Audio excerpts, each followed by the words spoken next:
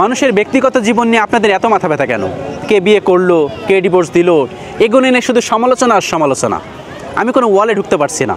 Facebook ওয়াল বলেন, YouTube ওয়াল বলেন, Instagram ওয়াল বলেন, টিকটক ওয়াল বলেন, যতগুলো প্ল্যাটফর্ম আছে কোনো ওয়ালে ঢোকা যাচ্ছে না। একজন বিয়ে করছে সেটা নিয়ে সমালোচনা, একজন ডিভোর্স দিলে সেটা নিয়ে সমালোচনা। কারোর পার্সোনাল লাইফ নিয়ে সমালোচনা করা কখনোই উচিত না। আমি একটা জিনিস বুঝি না, আপনাদের কি কাজ নেই? কাজ করুন, আপনি আপনার কাজটা করুন, আপনি আপনার জায়গায় সৎ থাকুন।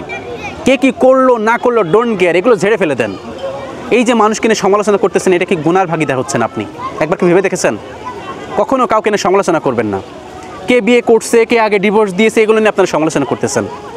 এগুলো থেকে ফিরে আসুন। আল্লাহ রাব্বুল আলামিন প্রত্যেকটার কিন্তু হিসাব নেবেন। গুনার ভাগীদার হওয়ার কোনো দরকার নেই। ভালো কাজ করুন, সৎ পথে থাকুন, সমালোচনা বাদ দেন। যে ভালো কাজ করেছে তাকে অ্যাপ্রিসিয়েট করুন, আর যে খারাপ কাজ করেছে তাকে হ্যাঁ এড়িয়ে চলুন। তাহলে দেখবেন আপনি ভালো আছেন। কি দরকার এই সমালোচনা করার? সুস্থ থাকুন, ভালো থাকুন, আল্লাহ হাফেজ।